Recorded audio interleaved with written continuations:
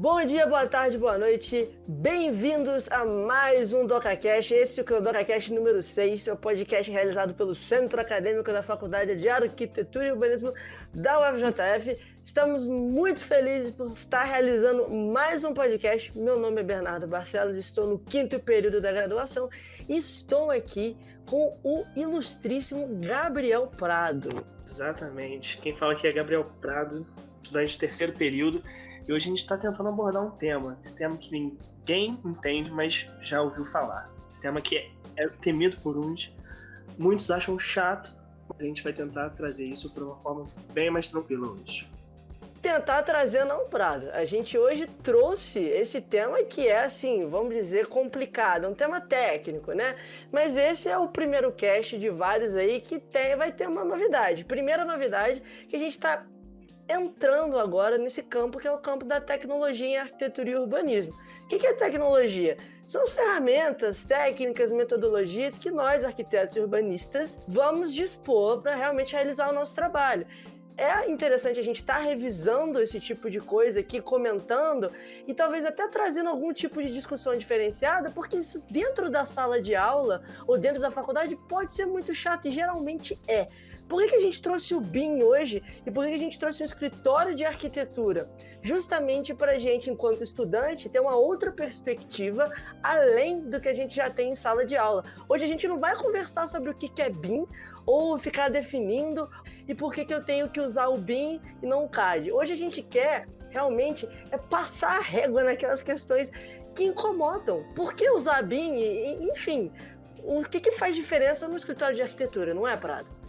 Sim. Dessa vez a gente quis também mudar um pouco a forma que a gente aborda, né? A gente sempre tenta trazer um linguajar um pouco mais técnico, trazendo professores que sim, podem nos trazer muito, mas acho que o que a gente está sentindo falta é como que funciona isso na vida real, no dia a dia de um escritório.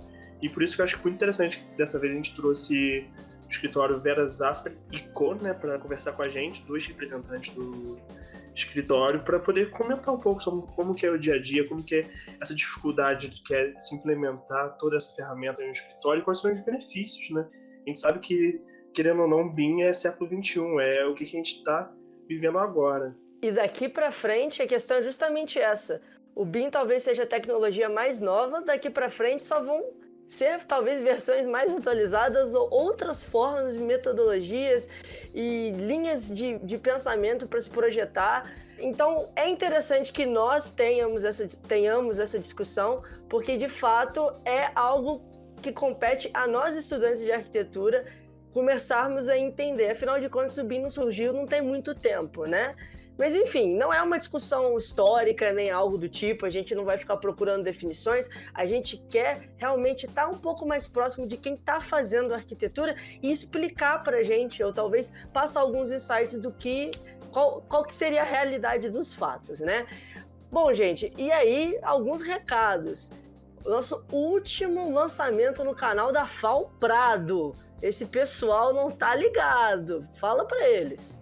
A gente está falando sobre a conversa que a gente teve com o Isai Weinfeld, que é um arquiteto, cineasta, toca berimbau, não sei. Só sei que ele faz de tudo e é incrível. Ele tem uma produção incrível. O nosso bate-papo ficou muito bom. Esse que foi o painel principal do seminário, né? NIBS, o seminário interno de audiovisual aqui do nosso programa. Fiquem atentos que no futuro a gente vai ter mais outros seminários e abertos à comunidade acadêmica. Você que é curioso, que quer estar procurando um pouco mais de capacitação nessa área, ou até mesmo simplesmente porque acha interessante e tem curiosidade, faça que nem o Isai, seja cenógrafo, seja arquiteto, seja designer imobiliário e seja cineasta. Se aventure e faça seu próprio caminho, dá uma olhada na palestra porque foi muito show e daqui pra frente o nível só sobe ou mantém, tá bom, pessoal? Não se esqueçam de deixar o grito aí embaixo. A gente tá no YouTube, no canal da FAO UFJF, no Instagram em @cacau_UFJF e no Spotify, em DocaCast, podcast da FAO UFJF. Prado, vamos pra conversa porque isso aqui tá quente. Mas antes, se vocês querem muito ouvir que a gente fale sobre algum tema e vocês acham que vocês precisam, por favor, a gente quer sugestões de temas daqui pra frente. Lembrando que na descrição do vídeo aqui e desse episódio no Spotify tem e-mail E o direct do Cacau é aberto. Então, se vocês têm algum feedback, nem que seja gostei, ou sei lá, ouvi tomando meu café e foi maravilhoso, manda. Porque a gente quer ouvir, quer saber o que vocês pensam. Até. Bernardo, fale menos. Pois é. Pode ser também. Pois é. Gabriel, fale mais. Gente, vamos pro episódio. Um abraço a todo mundo.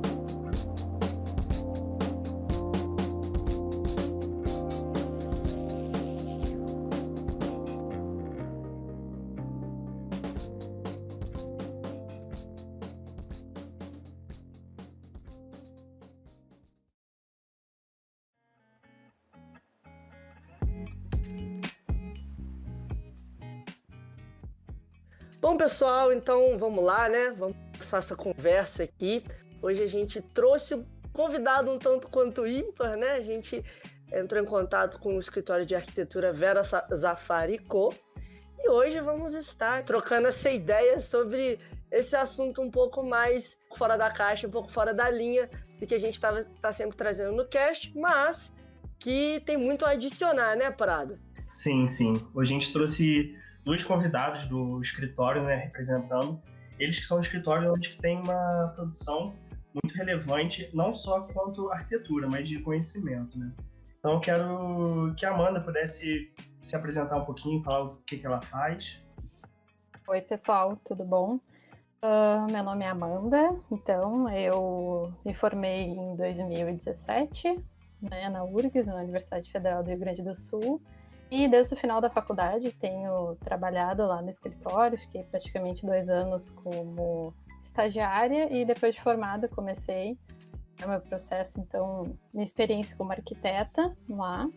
Desde a minha entrada, né, então, já trabalhando, né, com Revit, com BIM, enfim, então, já temos um tempo aí de experiência nisso, e bastante com projetos executivos e tudo mais. Espero poder trazer bastante conhecimento aí para vocês. Perfeito, a gente agradece muito sua presença e acho que a gente vai poder ter uma conversa muito interessante hoje. Agora eu vou pedir para a Rubiane falar um pouquinho sobre o seu trabalho, o que ela faz no escritório. Oi, gente, então eu sou a Rubiane, eu trabalho na Vera Zafari, então, desde 2015, né? Eu me formei na Universidade do Vale do Rio dos Sinos, a Unicinos, em 2015 também, só que eu tenho um contato com o BIM já antes de me formar. Eu já trabalhava, então, numa construtora, uns 8 anos, mais ou menos. E lá eu tive a oportunidade, então, de entender um pouco mais sobre a metodologia e implantar nessa construtora, então. Então, meu primeiro contato foi, basicamente, como a parte mais de coordenação modular, na parte de paginações, mais instalações, né, compatibilização. E lá em 2015, então, que eu tive a oportunidade de ingressar ao time de arquitetos lá da VZ&Co, como arquiteta já, e eles estavam, então, numa fase de aprimoramento do BIM e mais, assim, evolução mesmo, eles já estavam no nível básico, e então a gente começou essa evolução juntos, assim, né, então, partindo para mais o avançado. Atualmente, então, eu trabalho com os projetos que a gente chama no escritório como não padronizados, então, eu faço a parte mais de projetos especiais, onde a gente tem centros comerciais, projetos de centros hospitalares, até eu e a Amanda estamos no momento de desenvolvimento em conjunto de um. E é isso, espero também que eu possa compartilhar bastante do que eu conheço de BIM e trazer um pouquinho para vocês do escritório. Agradeço muito a sua presença.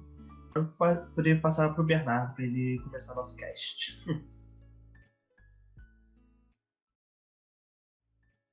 Bom, Amanda, Rubiane, novamente agradeço a presença de vocês. Essa oportunidade, né, a gente que é estudante principalmente, de estar trocando ideia com quem está na linha de frente, quem está trabalhando na arquitetura, e principalmente agora com o BIM de fato, né, é interessante demais. Eu pessoalmente, adorei o fato da gente ter conseguido trazer vocês, por isso, né, agradeço. Mas enfim, gente, a gente vai falar de BIM, sempre vem aquela... né? Por que a gente fala de BIM, né? Principalmente num cast. E tem gente, enfim, estudante às vezes, ou até mesmo curioso, que fica muito perdido em relação ao conceito do que é BIM, né? a gente não vai entrar em ficar definindo o que é Building Information Modeling, né? Não vai ficar entrando nas minúcias, mas tem uma definição, né? Num TEDx, um arquiteto chamado Michael Johnson, né? Que particularmente, eu não gosto de usar esse termo, mas ele diz que é a maior inovação, né?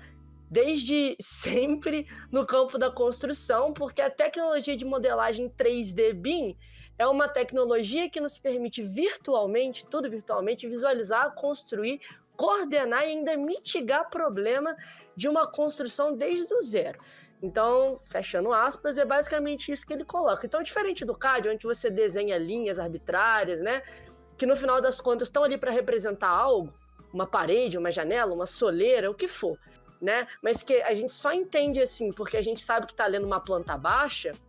No BIM, você de fato seleciona uma ferramenta, né? Então você vai lá na ferramenta parede, ou vai na ferramenta pilar e coloca ele na área de trabalho. Você não vai na ferramenta linha, que nem no CAD, né? E no BIM você dá a espessura do material e vai até o coeficiente de dilatação que você quiser, podendo calcular preço, tal. Enfim, no BIM, o seu tempo empregado te dá muito mais que só os desenhos, né? É um emaranhado de informação. Então, assim, talvez esse cast seja um programa singular, de certa forma, porque hoje a gente vai conversar sobre esse campo que talvez seja um pouco mais tecnológico da arquitetura, né?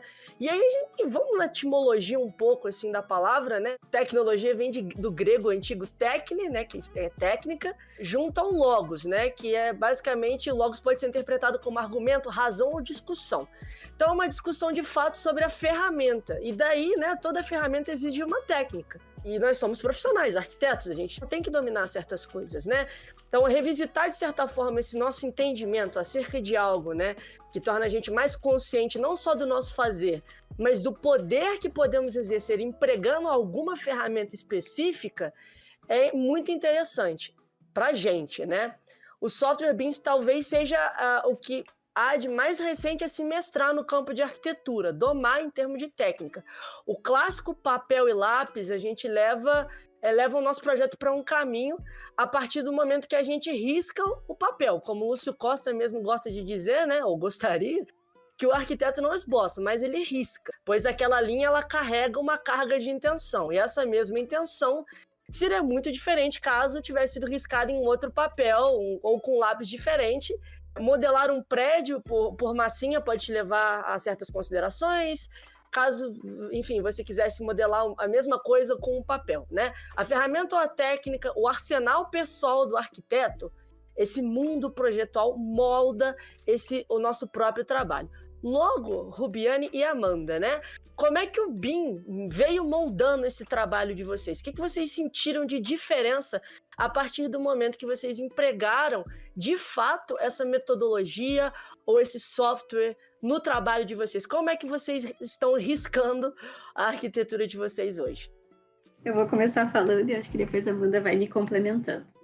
Bom, nós anteriormente a usar o BIM no escritório, nós tínhamos muito trabalho com retrabalhos, né? Nós tínhamos várias dificuldades de refazer várias vezes os mesmos, chegar no mesmo ponto por vários motivos, ou problemas de levantamento, ou falta de, né, assertividade no que a gente estava realmente, de fato, entregando ao cliente. Então, se sentiu muito essa necessidade, então, de buscar uma técnica que nos desse mais assertividade em tudo aquilo que a gente estava produzindo. Trabalhamos com clientes, né, na maioria padronizado, né, projetos padronizados. Então, é basicamente inserir dentro do projeto o padrão daquele cliente e temos, claro, espaço para criação, mas mais uma reprodução em massa, né? Então, nós sentimos, né, essa dificuldade de padronizar tudo e que isso ficasse mais assertivo.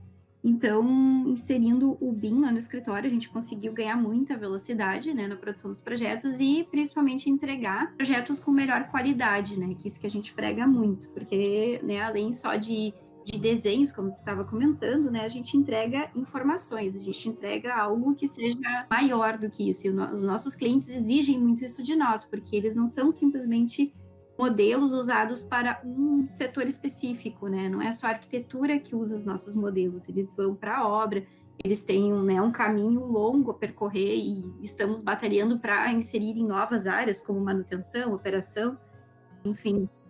Então, esse foi o maior dos nossos desafios iniciais, assim, ter projetos mais assertivos, e a gente viu o BIM como um grande aliado para isso, né? E aliado à velocidade de projeto que a gente conseguiu obter. Eu acho legal complementar, assim, que é uma diferença bem grande que quando a gente adota o BIM, começa a encarar o projeto de uma maneira diferente, assim. Então, teve muitos clientes que, antes do BIM, a gente iniciava o projeto fazendo um estudo, né, com manchas, né, que a gente chama de um design, né, um estudo preliminar. A gente lançava tudo com manchas e essa região vai ser isso, essa região vai ser aquilo, e depois vai se definindo, né? Estudo de bolha, né? Exatamente. Então, assim, atualmente com o BIM, quando tu vai lançar, tu já te depara com uma série de tomadas de decisões, né? Quando tu tá lançando ali, tu já não tá lançando uma coisa mais em 2D, né? Não é só uma mancha, não é só uma cor ali, né, que tu tá colocando. Então, tu já começa a pensar todo o projeto em 3 dimensões, tu já começa, inclusive, a tomar decisões até construtivas, né? Então, isso foi uma coisa que a gente sentiu muito, assim, que, inclusive, hoje, quando a gente entrega, assim, um estudo preliminar, né, mesmo um estudo realmente, né, volumétrico, enfim, de projeto, a gente vê, assim, que não é mais uma coisa, né, 2D. A gente entrega um modelo, a gente já começa a pensar muitas coisas. Então, a gente antecipa várias etapas, assim, né? A gente acaba tendo um trabalho talvez maior lá no início, né? É dessa assertividade que, então, que a Rubiane está falando, né? De certa forma, vocês têm que ter uma tomada de decisão mais rápida e vocês entregam um produto até mais desenvolvido. Isso, exatamente. Porque, assim, quando a gente está desenhando em CAD, o desenho ali, bom, aqui vai ter uma parede, elas são só 2 linhas, né? Então, só que quando tu começa a desenhar isso no BIM, tu desenha uma coisa em 3D, né? Tu desenha um volume, então essa parede, pode ser que tu comece desenhando ela de uma forma bem esquemática, vai ser só uma parede, mas tu já começa a enxergar várias coisas, né? Já começa a antecipar essas coisas. Bom, eu tô desenhando essa parede, mas então que altura que ela vai ter, até onde ela vai ir, onde que vão estar esses níveis, né? Então já é uma visualização, acho, do projeto bem completa, assim. Eu entendo. É inegável que o produto final é, de certa forma, muito mais completo, né? Mas você falou um pouco sobre a questão da concepção. Uma vez onde que você deixa todo o processo mais complexo, como funciona essa questão de conceber um projeto? De onde que a gente, nesse meio do caminho, a gente coloca várias coisas, como o Bernardo mesmo falou. Complexar a forma de produzir. Como que você vê esse processo? Ele dificulta, ele poda esse processo criativo ou não? Ele só traz como mais uma ferramenta? Olha, assim, falando pelo tipo de projeto que a gente faz, porque, assim, a maior parte dos nossos clientes no escritório, a gente trabalha praticamente só com arquitetura comercial, né? Então, o grande volume de trabalho que a gente tem é redes de varejo, né? Então, redes de lojas que são muito padronizadas, assim. Então, para a gente, grande parte facilita esse processo, né, da concepção, porque a gente já tem, digamos, tudo que é aquilo do cliente, todo aquele padrão, a gente já tem um template, a gente já tem os volumes, né, digamos, para conseguir, então a gente já consegue ter uma noção no total, né, do projeto já antes, assim. Eu acho que talvez a Ruby consegue complementar um pouquinho mais essa parte mais de projetos um pouco diferentes, assim, que ela faz mais essa parte. O BIM, então, assim, só para até jogando para Ruby, vocês trabalham com projetos padronizados e não padronizados. Vocês trabalham ali de forma diferente? Vocês sentem um pouco dessa diferença, assim? Nós trabalhamos, então, de 2 formas, né? E uma delas estamos mais de forma não tão forte, assim, no escritório. Mas nós trabalhamos muito fortemente com rollout, que seria a prática, então, de pegar um padrão de um cliente e replicar ele, né, em diversos shells que são diferentes, mas que aplicam, né, que de forma, né, no contexto tu vai ter a mesma reprodução, tanto no Rio Grande do Sul, como em Minas Gerais, como né, no Nordeste, em qualquer lugar tu vai ter o mesmo projeto replicado em locais diferentes. Porém, nós temos também os projetos, como a gente fala, que são os não padronizados, os especiais, né, que é a criação realmente de um centro comercial, um shopping, né, um projeto mais criativo, digamos assim, que vai além só de pegar uma padronização e colocar dentro de um local já existente. Então, esses projetos, eu vou, né, ser muito sincera, porque eu sinto uma grande dificuldade de criação dentro do BIM. Eu sou muito da prática ainda do papel, né, eu gosto de riscar muito, porque tu tá fazendo um projeto que ele é mais formal, assim, ele tem todo um conceito estético. É muito difícil que tu consiga no BIM, né, dentro do Revit, conceber algo muito inovador, muito diferente, pois tu tá pensando mais, assim, em como tu vai resolver. E que é isso que a Amanda falou anteriormente, assim, né, que a gente sempre tá muito preocupado, até que altura essa parede vai, como isso vai ser resolvido, né, eu tenho laje aqui, isso vai ficar em balanço. Mas quando a gente está fazendo uma concepção mais, né, mais artística, o BIM ele te trava muito. Desculpa interromper, mas você acha que seria esse o ponto talvez o mais complicado de se trabalhar numa plataforma BIM? Sim, e eu acho que é onde a maioria dos arquitetos tem uma resistência para entrar dentro da metodologia, né? Porque eles entendem que isso é um dificultador. Porém, nós, eu não sei se a gente já está muito treinado dentro dessa, né, dessa ideia, assim, de projetar em BIM. Normalmente, nós temos a preocupação, tá, ela é formal, ela é criativa, mas a gente tem uma noção de como isso vai ser construído. Então, nós temos uma preocupação e não fica só aquela coisa mais artística, mas o BIM, certamente, se tu ficar só nele ali, olhando para a tela, muitas vezes tu vai sentir a falta do papel, de riscar, de fazer algo mais conceitual. E isso, assim, que eu vejo que lá no escritório até nós temos, assim, os times bem mesclados, assim, né? Nós temos o time que é mais técnico e que ele está pensando em rollout o tempo todo e aplicar aquela padronização, e o outro time pensando mais na conceituação mesmo, né? No lado mais criativo, porque a gente tem que sair de algo não padronizado para algo mais conceitual, né? Então, eu vejo que o BIM tem essa dificuldade, né? A gente vê a necessidade de um domínio muito grande da ferramenta. Eu me lembro de um projeto que eu queria fazer, que era necessário, por conta do exercício, ser feito também no Revit, e quão difícil foi trazer uma cobertura que eu tinha conceituado no papel, que eu já entendia como que funcionaria aquilo numa planta baixa, um corte, numa fachada, mas eu não conseguia trazer aquilo pro Revit, sabe? Então, acho que muitas vezes que essa barreira que os escritórios encontram, muitas vezes fazem desistir, né, de implementar o BIM. Eu ia até perguntar essa questão para vocês, Amanda e Rubiane, né? Vocês falaram da questão, esse termo para mim é novo, o rollout, né?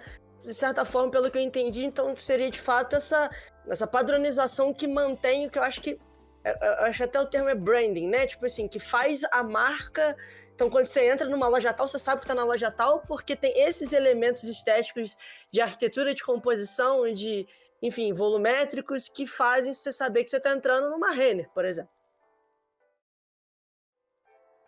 Então, eu até perguntar para vocês como é que vocês veem essa questão da padronização, assim, né? Porque, de um lado, vocês estão falando que o BIM, ele é uma ferramenta que, né, vocês trabalham com projetos padronizados e não padronizados. E o BIM, ele trava, de certa forma, nessa questão de você ter uma coisa mais solta, assim, né? Como vocês veem essa questão da padronização? Porque é uma discussão, acho que até muito forte no campo de arquitetura, principalmente, acho que nem no campo comercial, mas imobiliário, assim, né?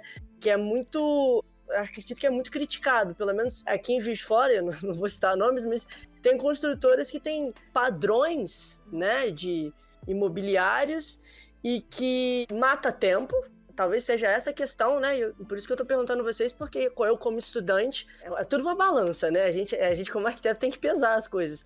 Será que esse tempo, ou esse dinheiro que você economiza em detrimento de uma padronização, né? Vale a pena? Ou, nesse caso, essa padronização, ela tá servindo para esse alvo maior, que seria esse estabelecimento e consolidação desse senso estético da marca, né? O que vocês pensam em relação a isso? Não sei se eu me fiz claro. Olha, pensando assim, realmente, essa questão de padronização, né? Por exemplo, eu trabalho diretamente com projeto de lojas Renner, né? Então, realmente, é bem isso que tu falou, assim, quando tu vai numa Renner, tu reconhece ela tanto, né, aqui em Porto Alegre, tanto no Nordeste, enfim. E pensando por esse lado, assim, o BIM é na verdade, acho que assim, a melhor plataforma possível para fazer esse tipo de projeto, né? Porque, na verdade, isso pensando, né, principalmente nessa arquitetura de varejo, é muito bom porque tu consegue, assim, até em questão de execução, né, questão de obra, tu consegue padronizar tudo, né? Tu consegue ter as mesmas soluções, então nunca vai ser uma surpresa, não vou ter uma solução super diferente numa loja, e daí na outra vou ter, tipo, outra totalmente diferente. E pensando em colocar no BIM, a gente daí consegue já antecipar muito trabalho que a gente teria depois, sabe? Então, eu já sei quais são os móveis que eu vou usar dentro de uma loja, qual é a parede, qual é o revestimento, qual é a luminária. Então, eu consigo colocar tudo isso no BIM e isso, esse tipo de arquitetura, funciona muito, né? Muito. E eu acho que até, assim, em relação, mesmo não sendo uma arquitetura, né, padronizada, a gente começa a entender também que, por exemplo, que a Ruby falou de projetos especiais, né, que a gente chama lá no escritório, que são esses projetos bem, assim, mais conceituais, enfim, que não tem, né, não são replicáveis, né. Mesmo assim, a gente consegue ver que tem coisas que tu consegue antecipar no BIM, nem que sejam coisas, assim, de padronização mesmo dentro do escritório, sabe? Então, às vezes tem soluções até construtivas que tu já consegue prever que muito provavelmente tu vai usar no projeto e tu já consegue ter um template disso no Revit, né, no próprio BIM. Então, não sei se fui clara na minha resposta aqui, mas Ruby, não sei se quer complementar. Complementando um pouquinho até o que o Bernardo estava falando antes, assim, sobre divisor de água, sobre projetos padronizados e não padronizados, né? Mas o que acontece? Se vê com maus olhos, né, muitas coisas de projetos de habitação com essa padronização excessiva, né, de replicação. Eu acho que eu já fiz parte disso por muito tempo, né? Trabalhei 8 anos efetivamente na construção civil de habitação de interesse social, replicando, e foi tema do meu trabalho de conclusão justamente fazer uma oposição a essa construção em massa. Mas eu vejo isso assim, como para habitação é uma coisa bem complicada, porque realmente a gente não leva em consideração todos os coeficientes, tudo que é predominante daquela região, a gente trata como, né, uma simples replicação daquele projeto. Quando a gente fala em arquitetura comercial, como é o nosso caso, varejo, né, nós replicamos lojas em shopping. Todo shopping basicamente tem as mesmas infraestruturas, todos os shoppings são praticamente iguais, uns diferentes, uns entregam outras coisas, mas o conceito é o mesmo. Então, essa padronização, como a Amanda estava comentando, que nós temos nossos templates, tudo já pré-formatados, nos ajuda muito e nos ajuda a ajudar o cliente.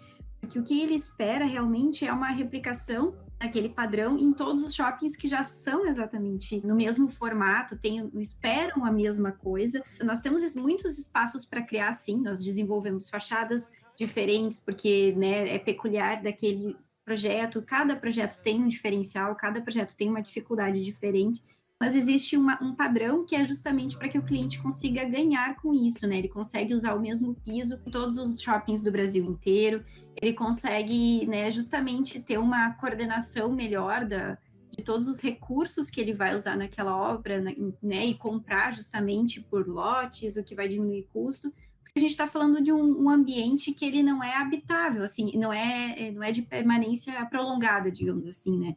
E ele pode se adaptar a qualquer lugar, porque eu realmente não tenho uma preocupação, além do estético, né, eu vou climatizar da mesma forma, não tem uma peculiaridade muito diferente entre um ambiente e outro, mas agora quando eu falo de habitação de interesse social, enfim, como é o maior número de replicações que a gente vê, né, que o pessoal faz praticamente em massa o mesmo H, né, sempre, a gente tanto critica, né, a gente tem uma questão que é muito mais preocupante, porque a gente realmente não leva em consideração os revestimentos, o tipo de laje que eu vou usar para cada tipo de situação. Então, eu acho que é nesse ponto que é a maior crítica, né? Que acho que sim, o BIM ele tá aí para auxiliar tanto para varejo, para habitação, mas que tem que ter um cuidado além só de uma replicação, né? Então, eu acho que é isso que vocês na faculdade, veem isso e a gente depois se forma e fica a frustração eterna, né? Que a gente é contra essa replicação em massa, mas que no varejo a gente vê com outros olhos, né? Em bons olhos, na verdade. De certa forma, tem que ter aquela temperança, né? Eu acho que é muito isso, assim, o nosso trabalho enquanto arquiteto e urbanista, por isso que eu acho a arquitetura interessante, né? A gente tem que estar atualizado para entender como é que funciona essa realidade. Assim, embora eu ainda tenha minhas restrições enquanto algo que é muito padronizado, porque, assim, eu vejo escritórios, às vezes, de arquitetura pegando uma franquia e às vezes eu sei que pode ser uma exigência do cliente. A gente tá aqui para servir o cliente, no final das contas, né? Mas eu, enquanto eu arquiteto, né, meu Bernardo, e talvez seja até uma crítica ao cliente, não necessariamente a quem produz esse tipo de arquitetura, mas eu acredito que lojas de varejo poderiam ter a sua irreverência, não que não tenha, né, mas assim, pelo menos as que eu já percorri, é o que de fato você mencionou, né, os shoppings eles têm essa carinha assim, mas eu acho que essa comparação foi totalmente bem-vinda, assim. A habitação, por exemplo, eu já tive aula com um professor, né, principalmente na faculdade de engenharia, eu vejo essa quebra muito grande. Falando não, porque a padronização em habitação de interesse social, economiza e blá blá, como se casa fosse um negócio assim, simples. Não é à toa que o arquiteto trabalha com casa há tanto tempo, não é uma coisa simples, que você simplesmente pode sair padronizando e replicando. Pelo menos essa é a minha visão pessoal, né? Mas, enfim, eu acho super justa a comparação que você colocou e de fato, o BIM, no final das contas, para mim, o que fica é a temperança, sabe? Sem dúvida, sem dúvida. Mas uma provocação que eu queria fazer, na verdade, é sobre a gente ver que o BIM é uma tecnologia que veio para ficar, que realmente é uma inovação que a gente não via há muito tempo, mas, ao mesmo tempo, a gente vê que tem esses percalços, tem essas lógicas de trabalho que se encaixam mais em um software ou em outro. Vocês realmente acham que o BIM é para todo escritório ou não? Olha, assim, o BIM eu entendo que é o segundo, assim, a segunda geração.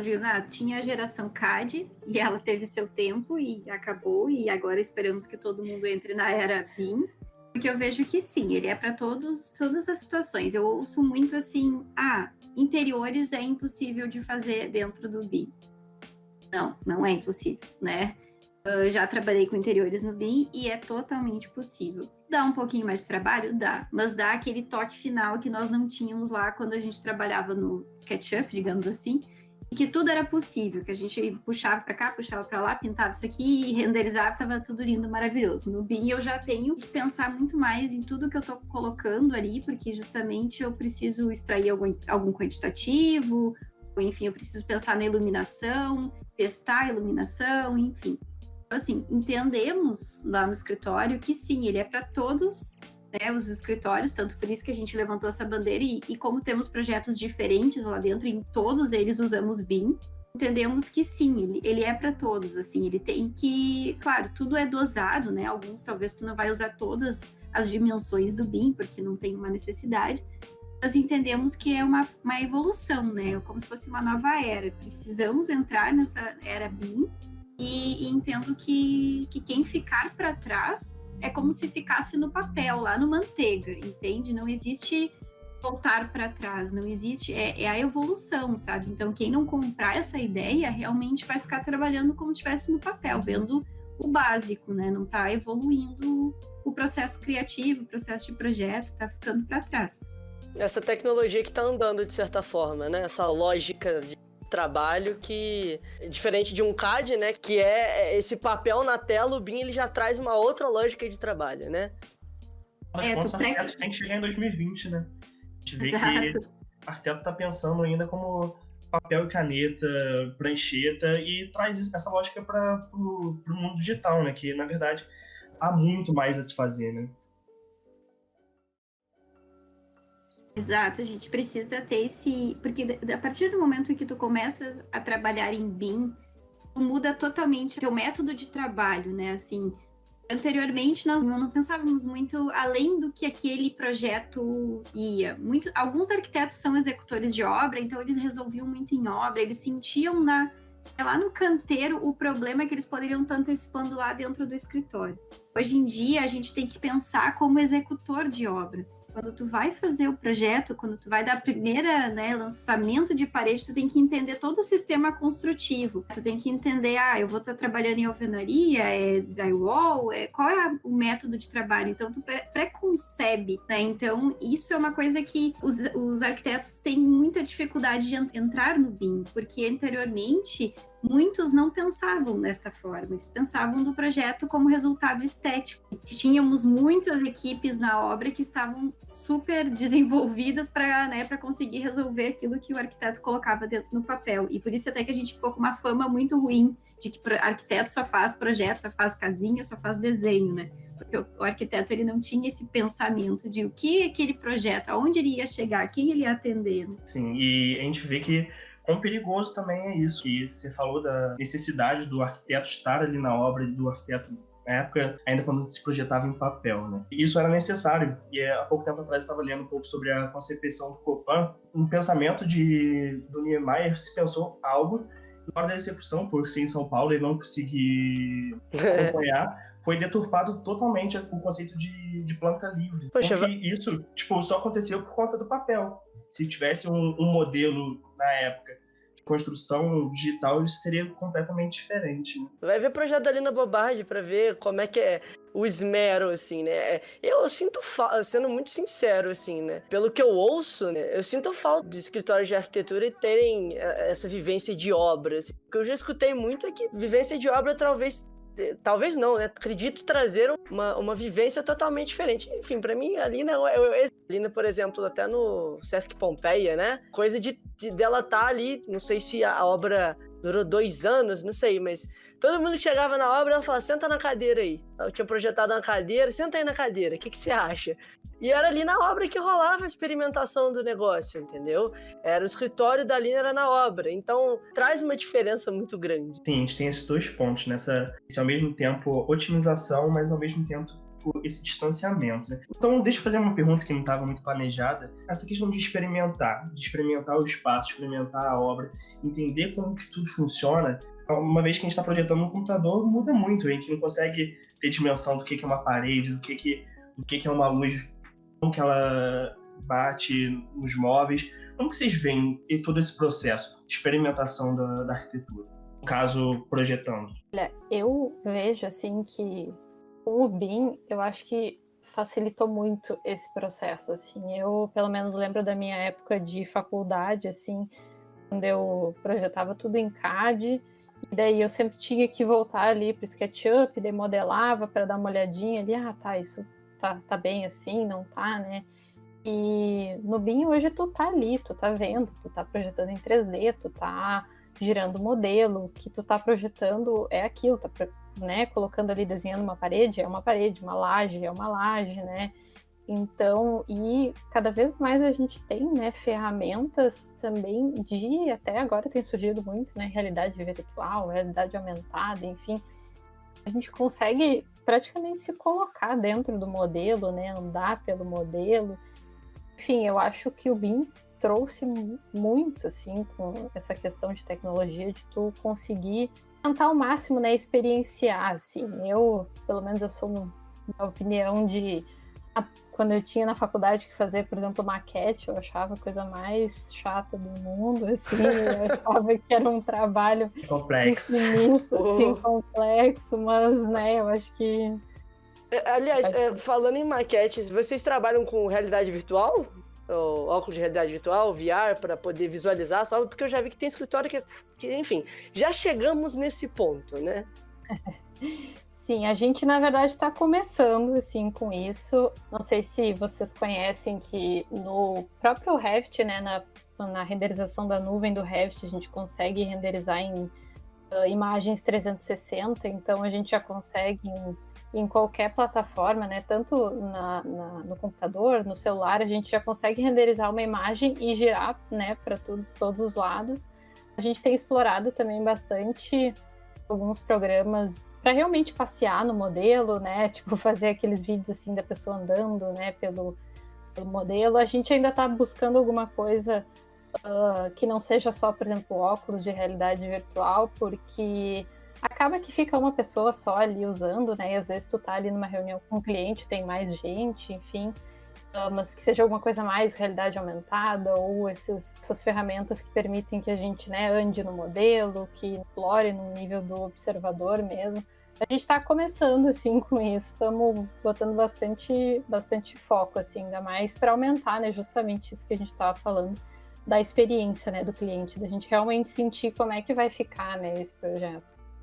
Eu vou agora jogar para uma pergunta para vocês também, a gente não pode ignorar isso. Se a gente vai falar de BIM, a gente vai falar de dimensões. Então, talvez seja coisa meio mercadológica do BIM, mas ele passa a terceira dimensão. Então, ele tem a quarta, quinta, sexta. E a questão é que nesse contexto atual da pandemia, né, boa parte do mundo tem aderido ao home office, né? A gente está gravando esse episódio em home office, como alternativa para continuar produzindo. Os escritórios de arquitetura que utilizam o BIM, de certa forma, tem uma vantagem. Eles já estão, assim, vantagem aspas, né? Já estão acostumados com essa compatibilização de projeto, mas nem tanto ao mesmo tempo. Eu acho que a presença, se discutir projeto presencialmente, não tem nada igual a isso, né? Então, o Revit, por exemplo, tem um Dynamo, acompanhamento de obra virtual, essa compatibilização virtual de projeto. E o BIM também é uma interface que trabalha com essas diversas dimensões, enfim, com vários parceiros, assim. Como é que isso tem sido aplicado no escritório nesse contexto? Você acredita que o BIM, no contexto atual, tem facilitado o trabalho de vocês em relação a outros escritórios de arquitetura, por exemplo?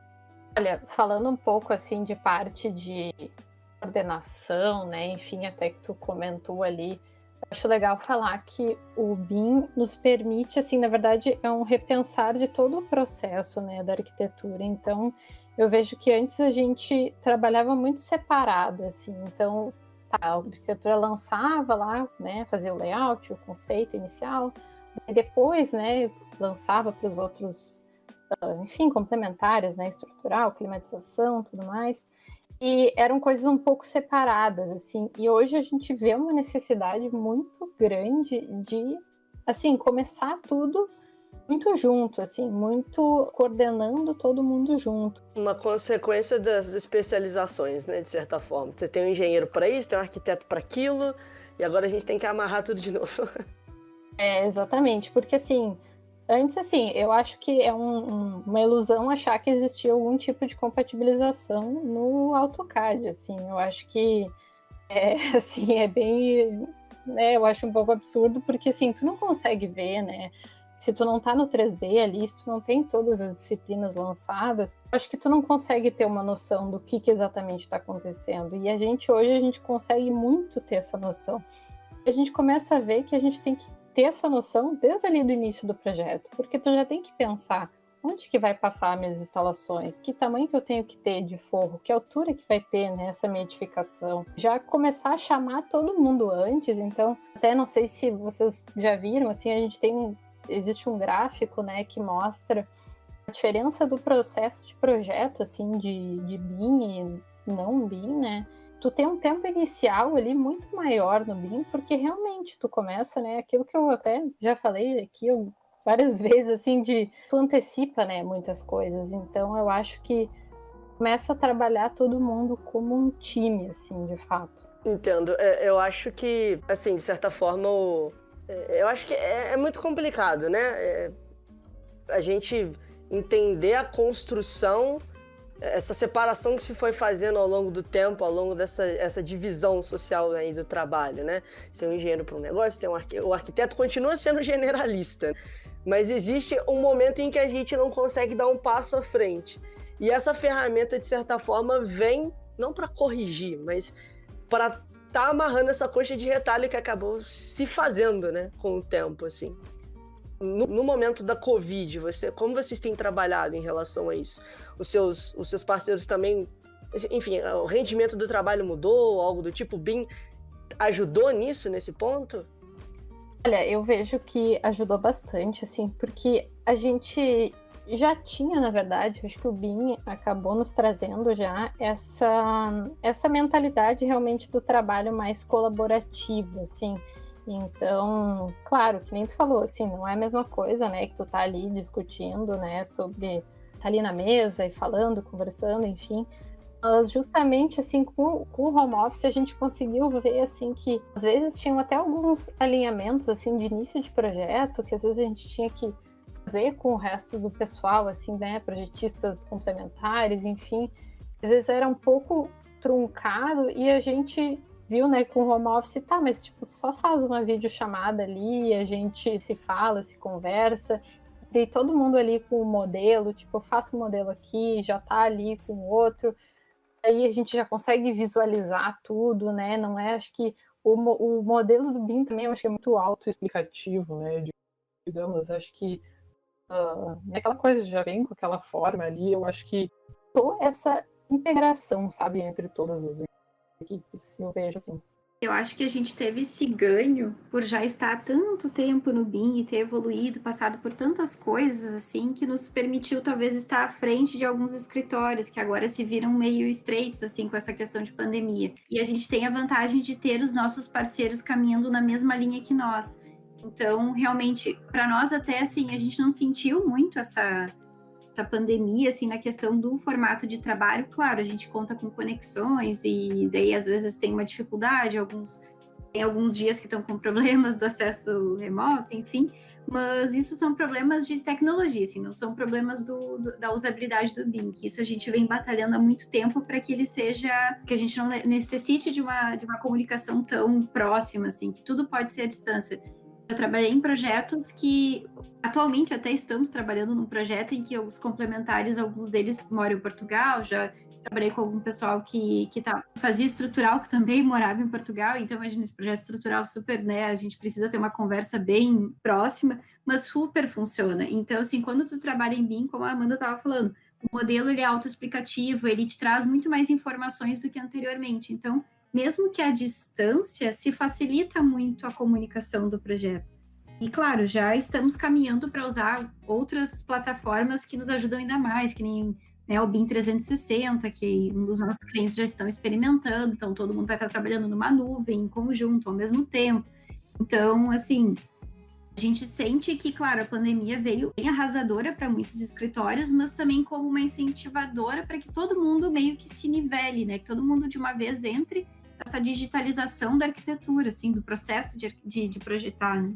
Então, para nós, realmente, a gente não teve uma sensação, assim, tão de impacto da pandemia, porque realmente nós já estávamos caminhando para isso há muito tempo, né? De fato, eu imagino, assim, né, sido essa transição para vocês, assim. O BIM, ele tem, por natureza, esse telefone sem fio muito bem amarrado, né? Bem diferente de eu, pelo menos, fazendo PA, né?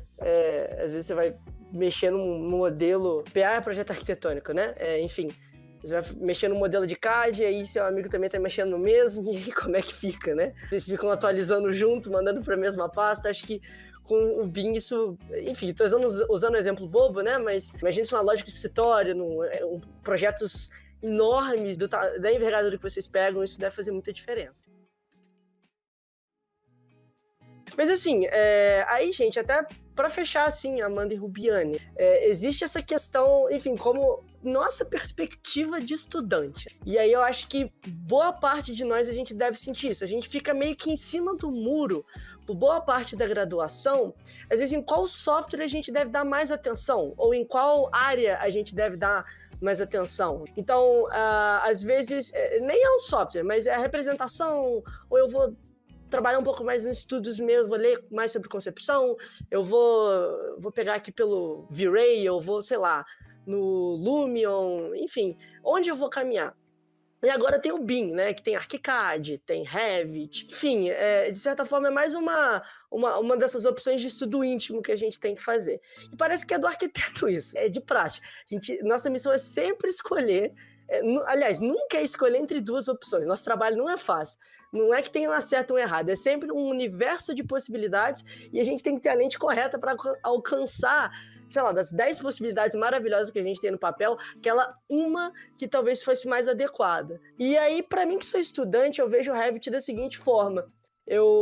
A gente aqui na FAUFJF, a gente tem uma matéria de BIM, né, no terceiro período. Para mim, o que fica mais gritante é o fato de eu conseguir fazer minha maquete eletrônica e no final vai ter todos os desenhos prontos. Para mim é isso. Para mim, não que eu esteja reduzindo o BIM, é só isso, mas no final das contas, e todo o esforço, isso é o que vai me ajudar na hora de entregar um projeto. Eu sei que, né, no escritório é totalmente diferente isso. Mas, enfim, com a experiência de vocês, escritório pessoal, de um profissional um humano que domina uma ferramenta, de um profissional que precisa saber uma técnica, como vocês veem esse tempo que foi depositado e investido no BIM? Desde a graduação de vocês até agora, o que isso mudou na prática enquanto arquiteto e urbanista de vocês?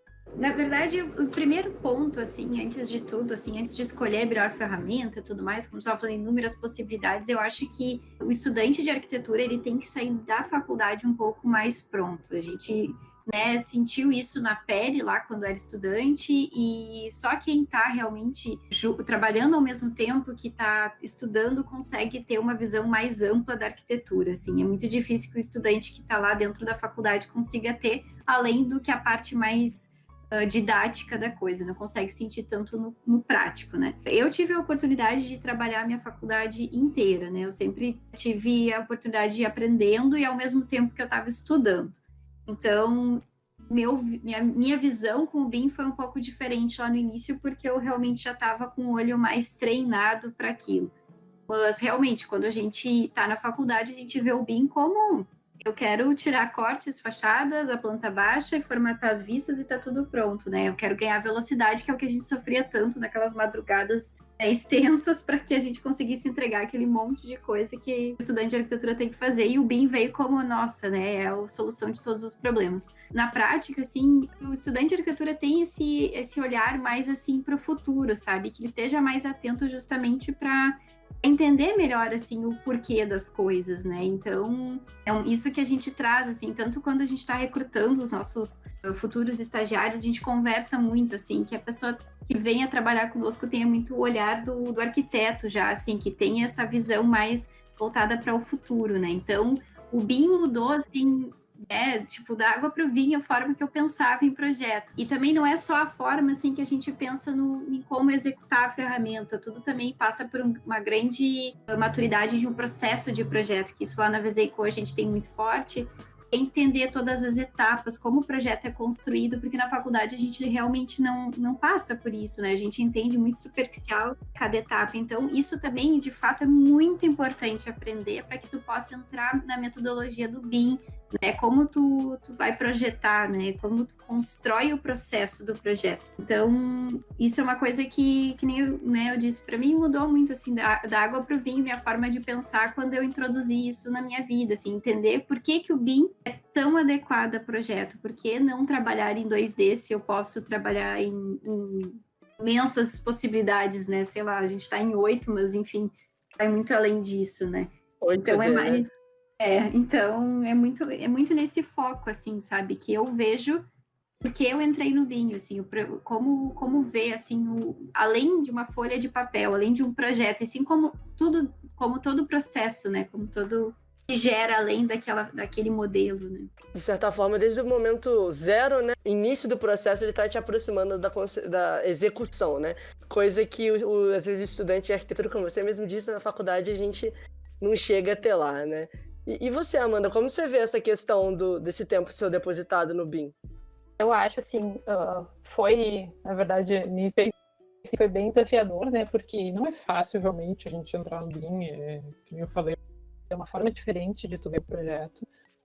Mas eu acho que vale muito a pena, sabe? Eu acho que a gente cresce muito profissionalmente, assim, como arquiteto. É muito do que a Ruby falou ali, que tu começa a questionar o porquê das coisas, o como vai fazer, tu começa a ver um objetivo ali, né? Ver onde que tu vai chegar.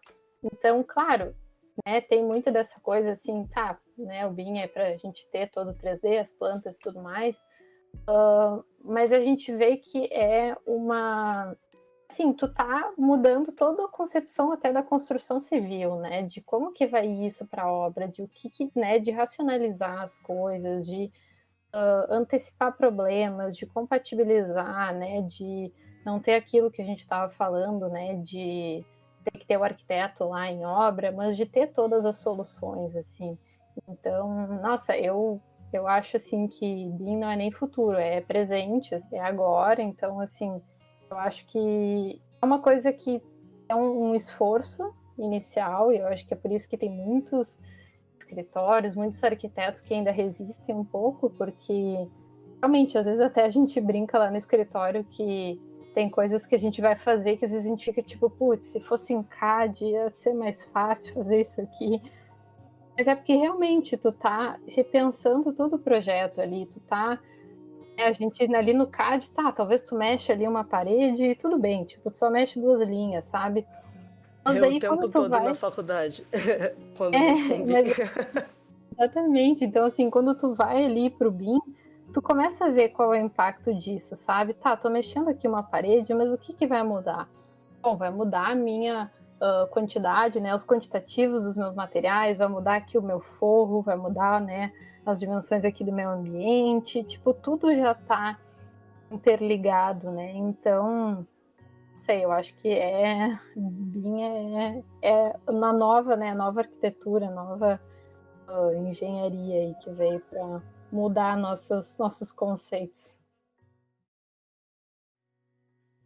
Perfeito, perfeito. Já encaminhando para o fim, né? Queria muito agradecer a Amanda Rubiani, a escritório, Vera Zafari e Co. por essa conversa, né? Acho que a gente pôde passar por muitos pontos, mas principalmente pela experiência, né? 2 arquitetos que têm produzido muita arquitetura baseada no BIM. Queria agradecer mais uma vez e pedir para vocês fazerem suas considerações finais e, se vocês tiverem, uma indicação de leitura. Então, gente, quero agradecer muito, muito legal o papo aqui. Acho que é isso, assim, acho que a gente tem que desbravar, né, o BIM, acho que repensar a arquitetura, desacomodar, né, porque não é fácil, realmente, para a gente não foi fácil, foram anos, né, até a gente conseguir reestruturar tudo, repensar projeto, né, repensar a nossa maneira, né, de trabalhar. Então, a gente começou lá em 2014, né, a implementar o Revit, enfim, e cada ano a gente tem coisas que a gente consegue mudar, né, que a gente consegue melhorar, que a gente está buscando. Eu acho que é isso, assim, que a gente tem que sair um pouco, né, fora da caixa. E só, assim, de leitura, que a gente gostaria de recomendar, assim, que a gente tem bastante conteúdo lá no blog, lá do escritório. E a gente fala bastante sobre BIM, sobre arquitetura de varejo, então a quem interessar tem lá bastante conteúdo. Eu também queria agradecer bastante, então, aí o convite, né? A gente se propõe sempre a estar participando, a gente fica super à disposição né, a conversa foi muito bacana, espero que vocês tenham conseguido tirar, né, algum proveito daquilo que a gente levantou aqui, né, do que a gente sente na nossa prática. Deixar um pouquinho do que a Amanda falou também, complementando, né, de que a gente está vivendo, que BIM é presente, não é futuro, né, então, assim, que a gente entende que dói, que é difícil, que dá trabalho, né, que às vezes a gente tem que usar os nossos finais de semana para aprender, que não é só na faculdade, e justamente, não é só na faculdade, né, se a gente quer aí ser profissionais de boa qualificação e estar em primeiro lugar no mercado sempre, a gente tem que ir além daquilo que a faculdade nos proporciona, né? Tem que estar o tempo inteiro atento àquilo que as tecnologias estão trazendo, né? E o mundo está cada vez mais digital, então a gente tem que caminhar para isso, tem que estar atento para isso. Então, só essa dica que eu queria deixar, assim, para todo mundo realmente sempre essa preocupação de estar à frente, né? De olhar as pessoas, assim, pelo retrovisor e pensar, ó, eu já tô numa etapa à frente, né? Então, assim, o BIM já não é mais o nosso, né? Não é futuro, é mais o presente. Então, né, o que vem daqui para frente que vai nos desafiar, né? É isso. Obrigada pelo convite aí. Perfeito, a gente que agradece. Rubiane, fica essa sua provocação aí, acredito, acho bem justo o que você falou. Agradeço novamente, né, em nome aí do Cash, muito obrigado por terem aceitado o convite. É um prazer receber um escritório de arquitetura aqui, a gente que é estudante, é um momento interessante para a gente poder tirar nossas dúvidas, de certa forma. Eu acho que esse roteiro foi muito nessa ideia de tentar trazer as maiores pulgas, né, que ficam atrás da orelha aí. 2 sugestões de leitura, a gente acabei citando a Lina e o Sesc Pompeia, tem um ótimo documentário do Sesc TV sobre o Sesc Pompeia, contando quer escutar um pouco sobre arquiteto trabalhando em obra, quer escutar um pouco sobre como a gente está falando agora, né, do século XXI, arquitetura e tecnologia de ponta. Se quiser fazer um contraste, ver como é que o pessoal trabalhava, sei lá, 40, 50 30 anos atrás, dá uma olhada, bem interessante. E você que está curioso, às vezes, para mexer em algum software, a Autodesk tem licença de estudante. Para você que faz arquitetura e urbanismo, tem lá não só o site da Autodesk com a licença para o Revit, né? Mas você também tem a Autodesk Academy, que tem cursos, se não me engano, gratuitos para os estudantes de arquitetura e urbanismo e engenharia e ISAS. Fiquem à vontade. Mas, enfim, obrigado por você que escutou até aqui. Não se esqueça de deixar o seu grito aí embaixo e nos acompanhe no YouTube e no Spotify. Forte abraço para todo mundo e, mais uma vez, muito obrigado. Até mais.